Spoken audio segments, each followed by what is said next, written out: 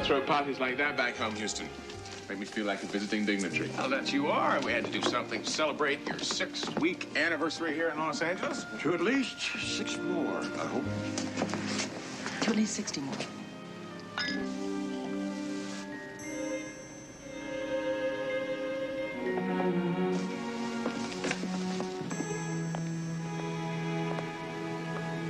You think they're serious?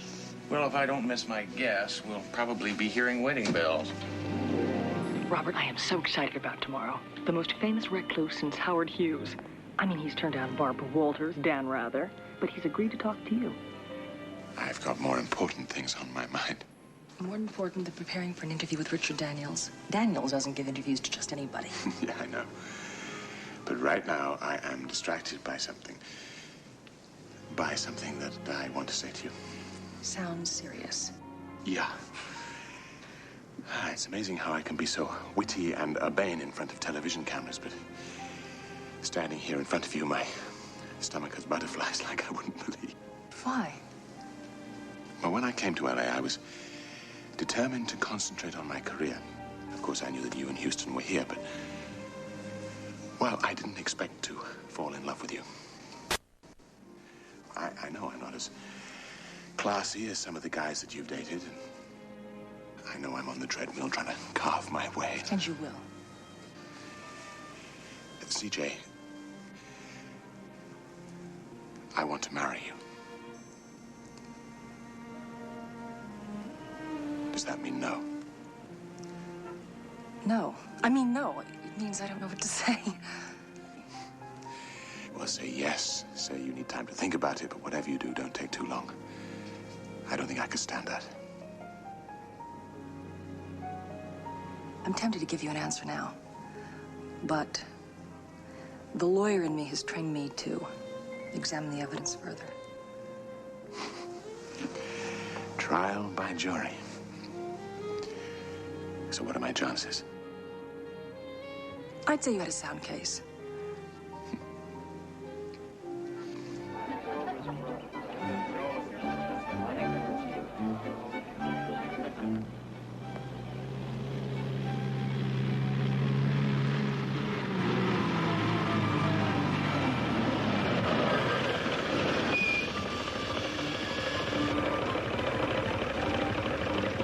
Yeah, we've got the birthday cake.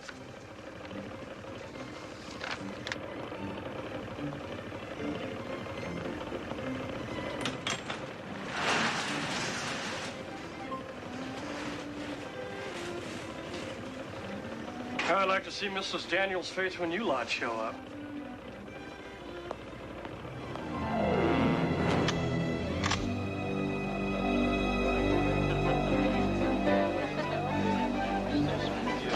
Excuse me, Mr. Tyler. We're ready for you up at the house.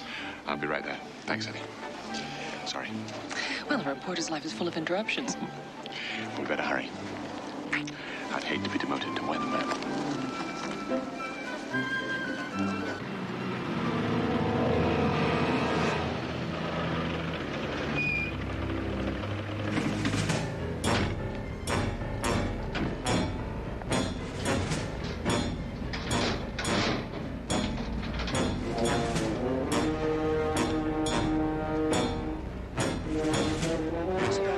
Said that you've become a recluse.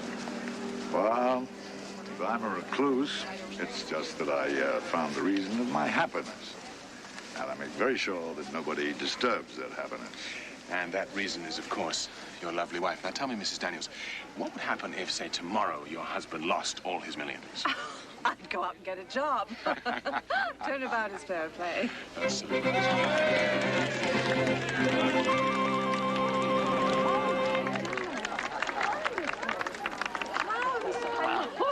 Clouds.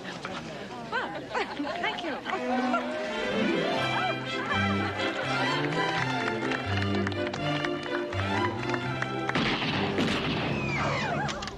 Don't anybody try to be a hero. This is a kidnapping. Now, look, I'll go with you. I'll do anything you want. But leave my wife alone. Turn that thing off! No, no!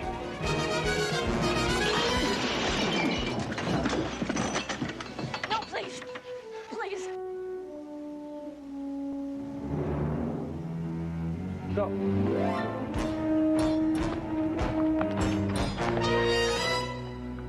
instructions. CJ, call the police. Eddie, is that live? Are we on? We're on. This is Robert Tyler, live from the scene of the kidnap of Barbara Daniels.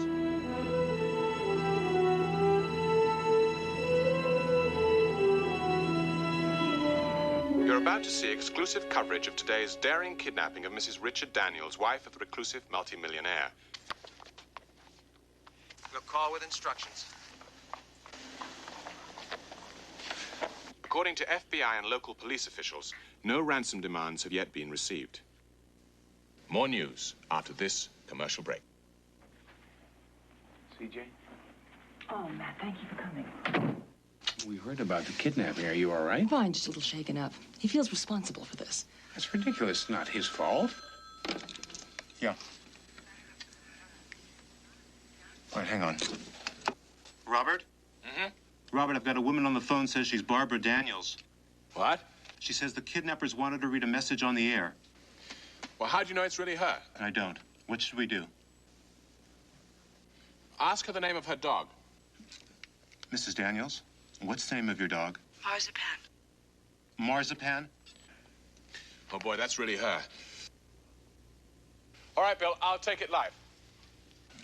Hold on, Mrs. Daniels.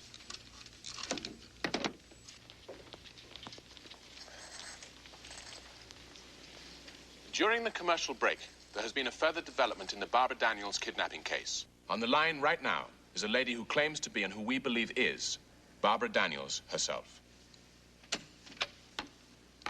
Mrs. Daniels, are you there? Yes. Are you all right? Yes. I have to read a statement. It's from the kidnappers. We want to set up a meeting to discuss the ransom. We want Robert Tyler to be our go-between. The kidnappers want me to be the go-between. Yes. It goes on to say, we'll call you at your home at dawn tomorrow, Tyler. No police, no FBI, no interference of any kind, or we'll kill her. Please tell my husband that I love him. Mrs. Daniels. Mrs. Daniels. I don't like this. Go to commercial. Go to commercial.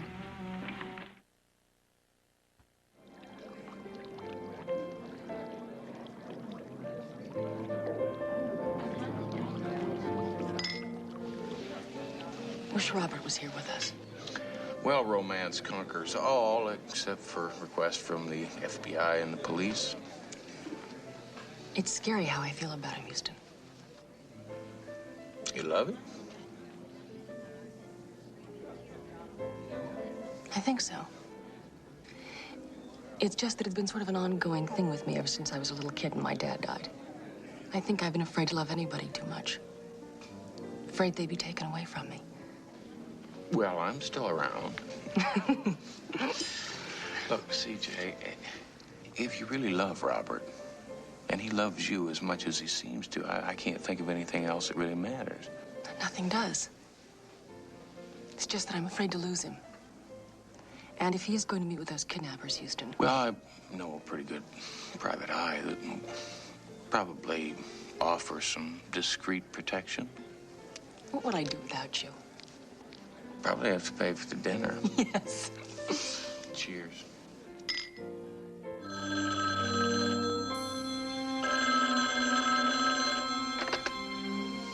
Tyler. Not very clever. We agreed. No cops, no FBI. And they're on. Shut up. There's a cop in a milk truck 150 feet from your front door. And a little bit further up the street, there's a couple of feds in a utility truck. Look, I can explain.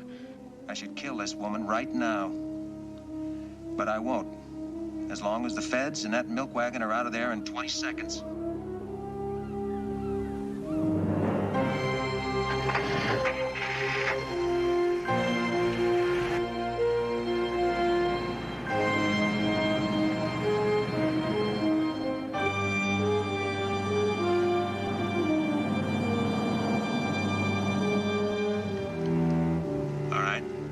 Down to your car, you'll find instructions on the seat.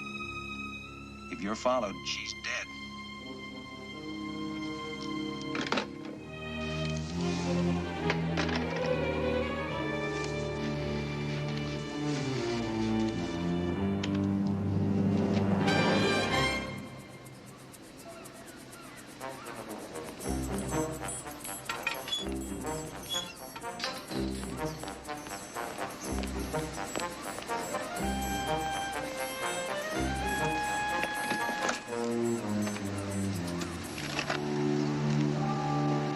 Fremont Park.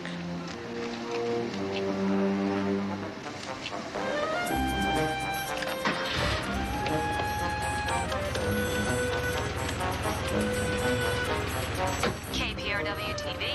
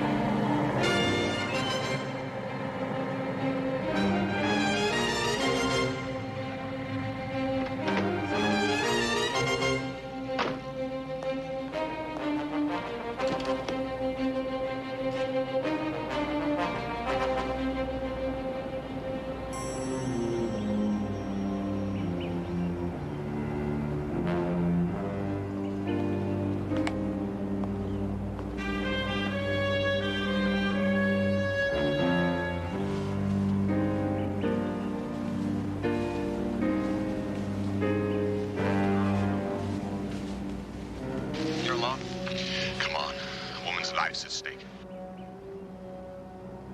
I want $10 million in used bills. Well, that'll take some time. You get it tomorrow.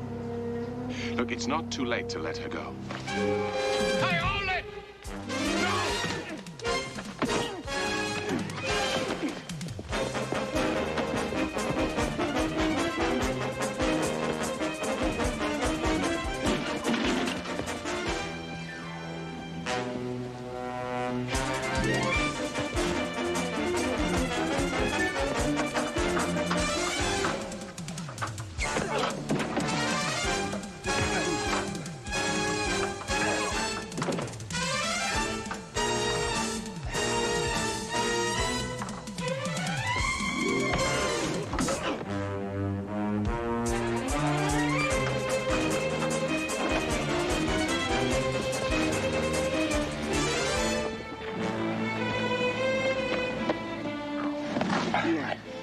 I think so. Thank you. You saved my life. Hell, when the kidnapper got away, that could cost Barbara Daniels her life.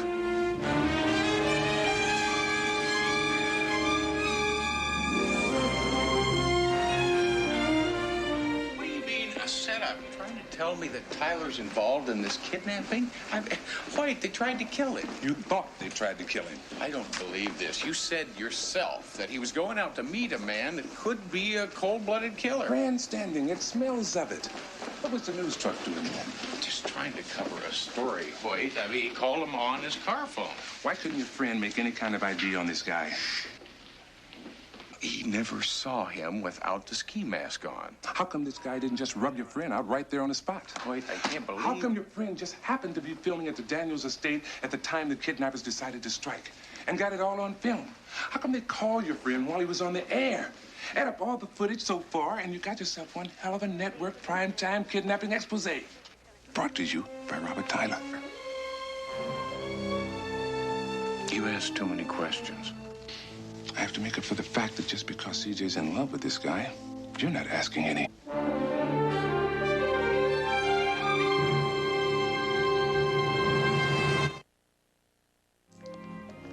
Careful. I could get quite used to this. Somebody has to take care of you. Oh, yes, after this morning's near fiasco. It does seem as though Houston and you have done nothing but get me out of scrapes ever since college. But from now on, I'm going to have to handle this one on my own. I am worried about you. Well, don't worry. When I became a newscaster, I made a promise to myself that I'd go after every story to the end, no matter what. Determination never was your weak point. I think that's why I like you. Uh-huh. Does that mean a verdict is due soon? Soon. Good. Good, because I don't want to go to New York without you. Yes, a network job has opened up, and, well, I think I've got a pretty good shot. I think you've got a great shot at it. If those New York network moguls don't like you, they're crazy. You know, when I'm with you, you make me feel as though there isn't anything I can't do.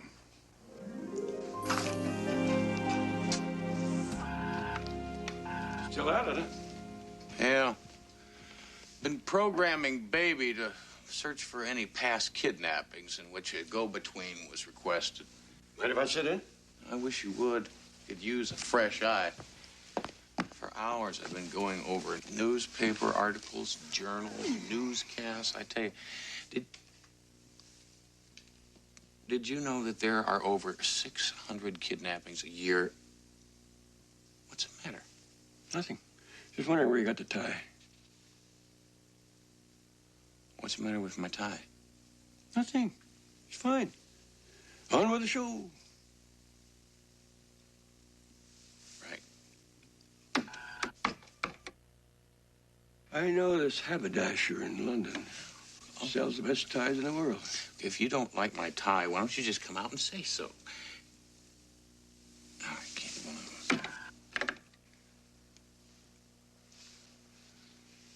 Wait a minute. This man, it's the same man I saw in the park. That's Barbara Daniels' kidnapper. How well do you know Robert Tyler? Take a look at the byline on the story. By Robert Tyler.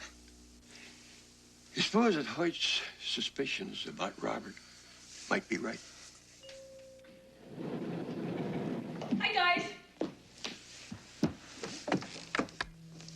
What are you two talking about? Oh, we were just trying to decide which was the best golf course in Los Angeles.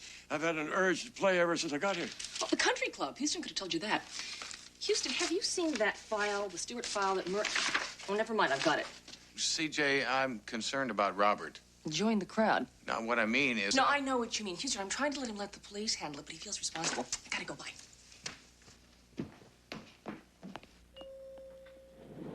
No sense jumping the gun, boy. There is such a thing as a coincidence.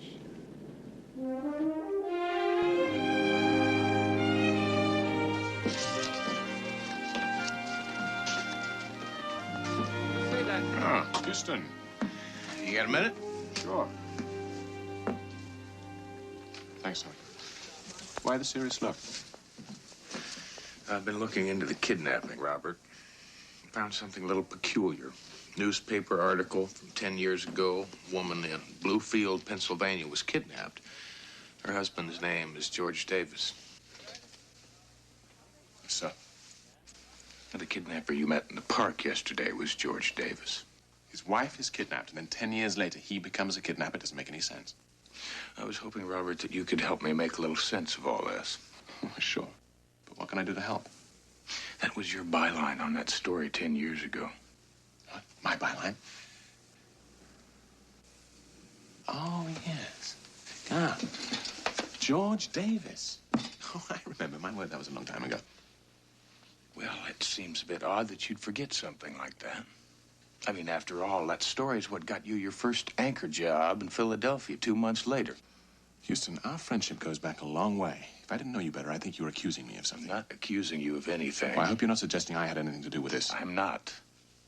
But it is a bit confusing. Yeah. Well, I'm sorry. Guess I'm under a lot of pressure with this, and with CJ, and... I understand. You talked to the police? Not yet. I want to talk to you first, see what you remembered. Well, I'm afraid it's all a little fuzzy. Look, let me think about it. Right now, I've got to be on stage. Now, Robert, for everybody's sake, don't keep me waiting too long, huh? I'll be in my office.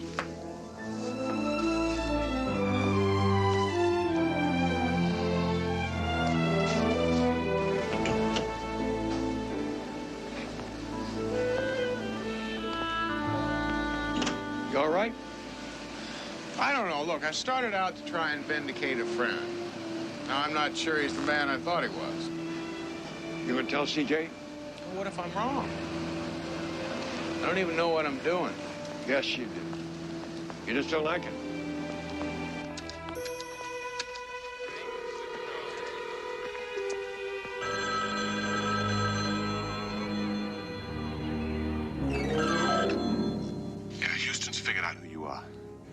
It's only a matter of time before he ties us together. You want me to take care of him? No. No, have Foster do it. I need you to stand by the Daniels woman. I'm afraid things are going to get tricky.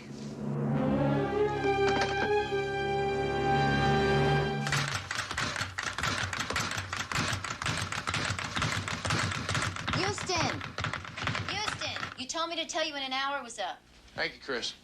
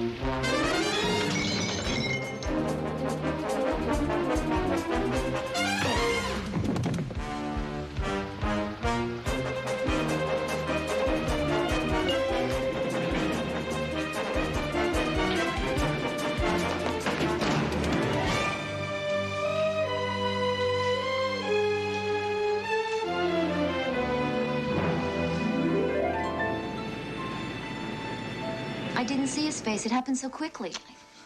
Well. Nice workout. I just don't believe it. I've known Robert for years. People change, Houston. Your friend wants to be a star. Badly enough to try and have me killed? Can't prove a thing. What's going on? Are you all right? Houston? CJ, I went to see Robert this afternoon. I'd been working with Baby to try and find a link between this kidnapping and past kidnappings. I ran across a newspaper article written by Robert 10 years ago about a man named George Davis. His wife was kidnapped in Bluefield, Pennsylvania. Well, what does that have to do? CJ, George Davis was the kidnapper that I saw in the park. I think Robert set this whole thing up. The Barbara Daniels kidnapping. Houston, this is crazy. I wish it were. But why? Fame, ambition, money. I don't believe this. We think he sent someone over here to kill Houston because Houston was getting too close. You think? Houston, why are you doing this? I'm not doing anything. I was trying to protect Robert. Well, you're doing a hell of a job. Look, CJ... No, I don't want to look. All I can see is that because of some blind jealousy, you're accusing somebody I happen to be in love with of some terrible, amoral thing. Because you think... CJ... Boyd, stay out of this. I don't like this any more than you do. Why do I find that so hard to believe, Houston? I thought I knew you. I thought you were my best friend. I am your friend.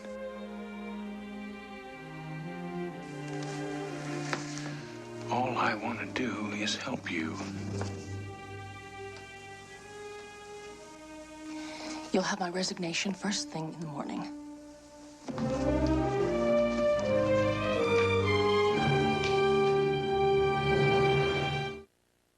Foster bungled it. If we don't move fast, we're blown. We'll try again. No. No. I have a plan. Should we move her to the house? Yes.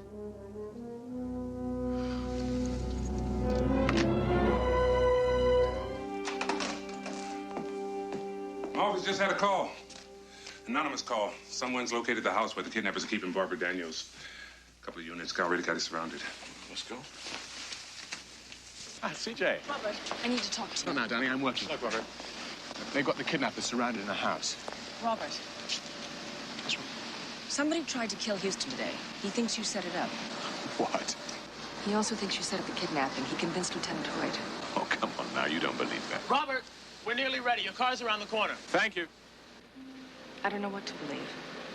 He's been my friend all my life, Robert. I've always trusted him. Is he all right? Do you care? Of course I care. He's my friend, too, you know. Tyler! Look, I know you and Houston have been friends for a long time, and I've sort of come in the way. I'm sorry. I need to hear this. Are you involved with this kidnapping? Robert! Okay. No. Come on. I'll show you just how wrong our friend Houston really is.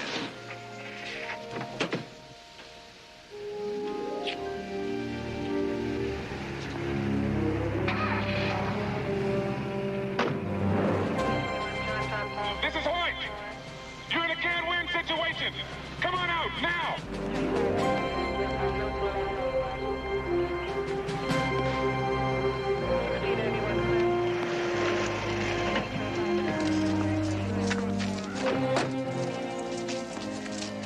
This is Robert Tyler, KPRW TV News, live from the house where Mrs. Richard Daniels is being held hostage at gunpoint.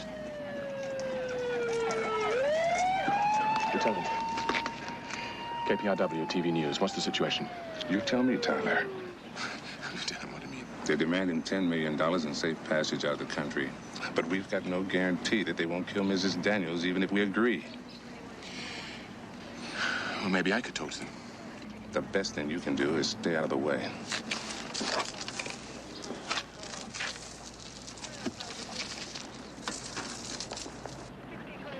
Looks like the curtain just went up on Act 3, huh? Kicker is, we gotta play this thing off like the real thing. There's no telling what he'll do. Kidnappers. You in there. This is Robert Tyler. I want to offer an exchange for Barbara Daniels till you and the police can come to some sort of agreement. I promise you this is no trick. I just don't want to see Mrs. Daniels hurt. So I'm willing to exchange my life for hers. Oh, no! Two things. You cost that woman her life.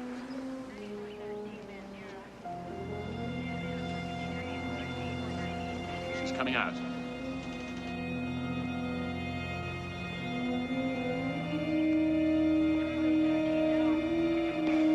All right. You can see that I'm unarmed, so let her go.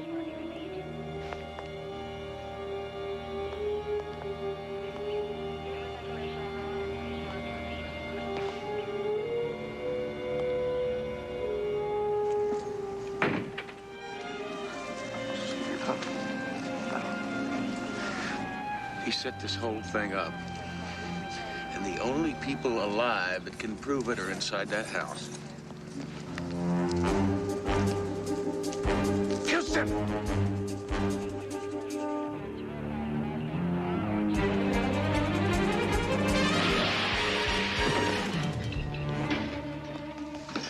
All right, loose a gun. Game's up, Tyler. Take your friend George outside here and let him tell the world what a fraud you really are. I don't think so.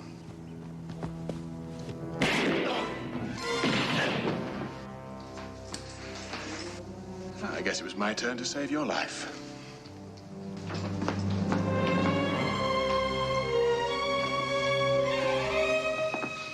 See you on the news, pal.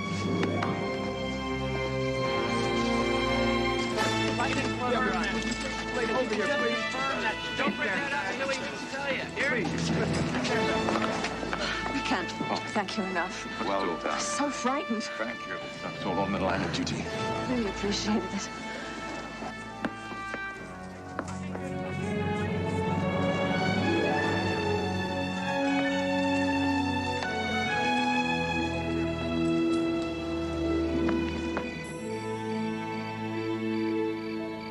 Kidnappers killed, Barbara Daniels safe in the arms of her husband once more. Just like a children's fable with a happy ending. This is Robert Tyler, KPRW News. And now let's take a look at the weather. High clouds, variable in the morning and increasing by afternoon, otherwise fair.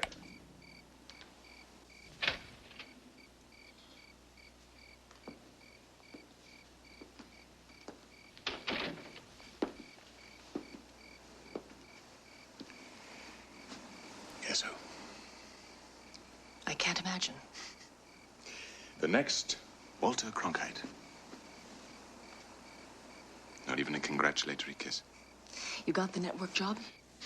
The network moguls watched the kidnapping from start to finish. I'm glad for you.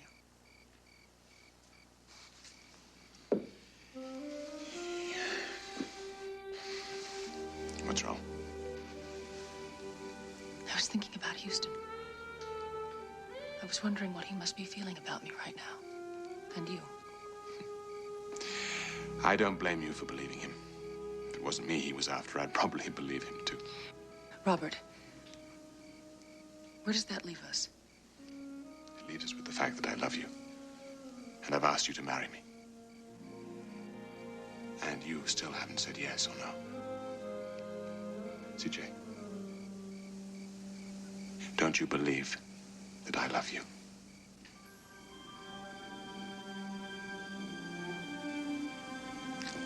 Yes, I do.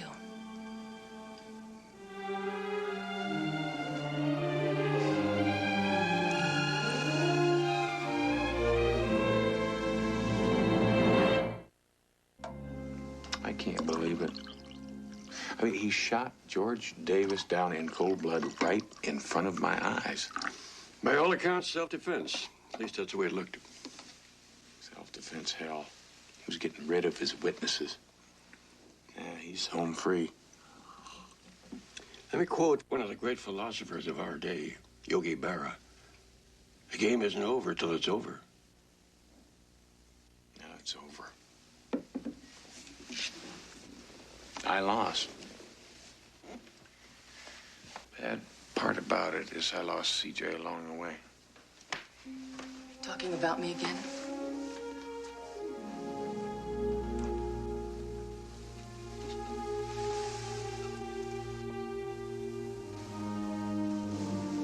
You're back.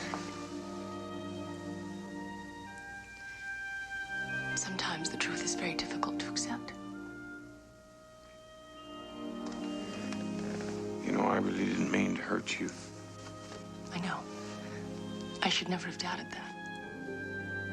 But it doesn't make it hurt any less, Houston.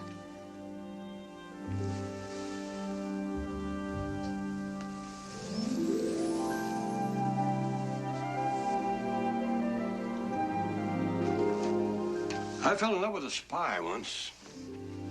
Lisbon. Long time ago. I was young.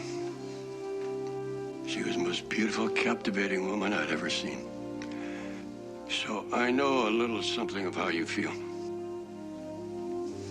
Did she betray you? She loved me, too. She just had a different way of looking at things. She was killed by British Secret Service. I came back home and met your Aunt Flo.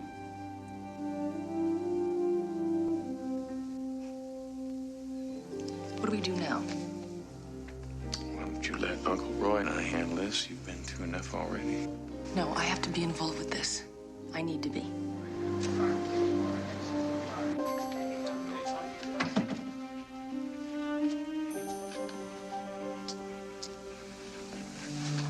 Robert. Hi, darling, what's up? The jury is in.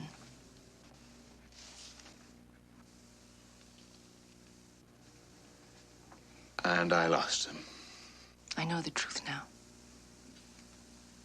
Houston got a call from Mrs. George Davis. But that's impossible. I mean, they've been divorced for years. Apparently, she kept in touch with her ex-husband. It seems he made tapes.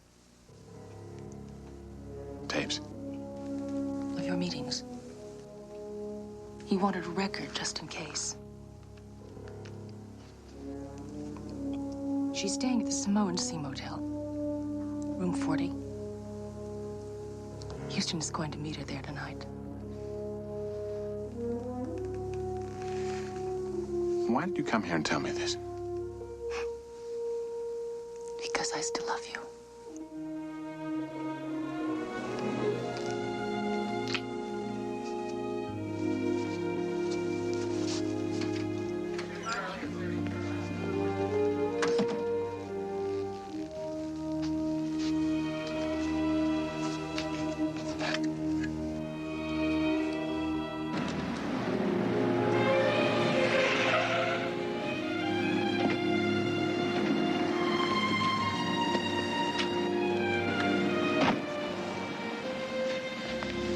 are you sure about this?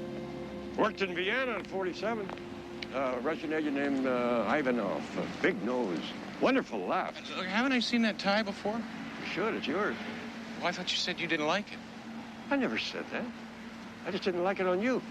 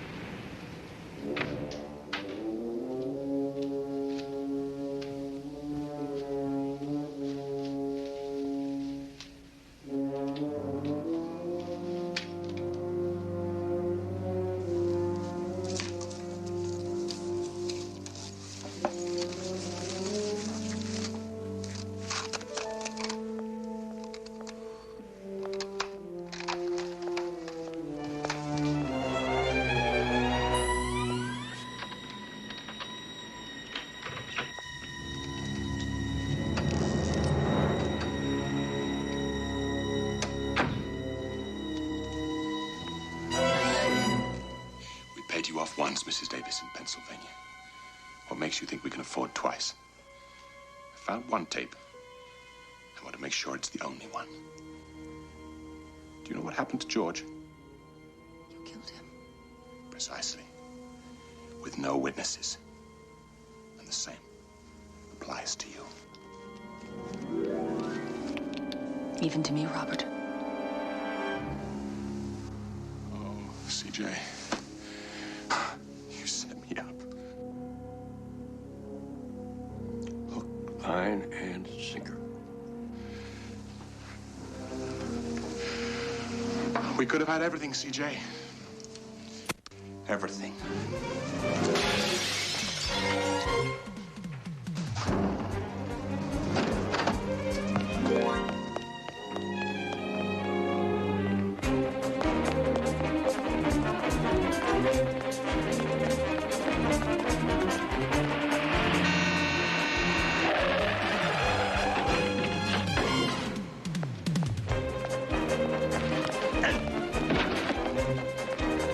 Excuse me.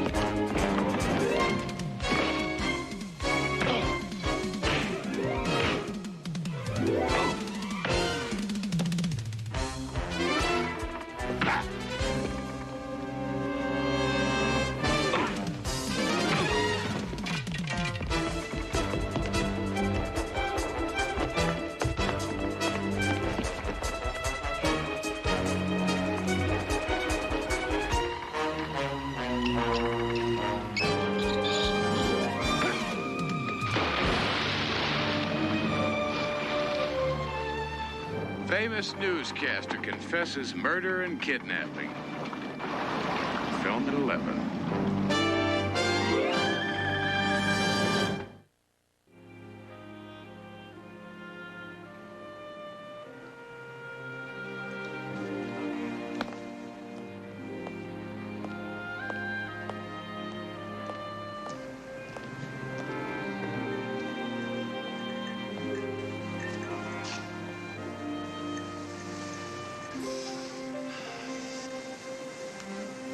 Scotch?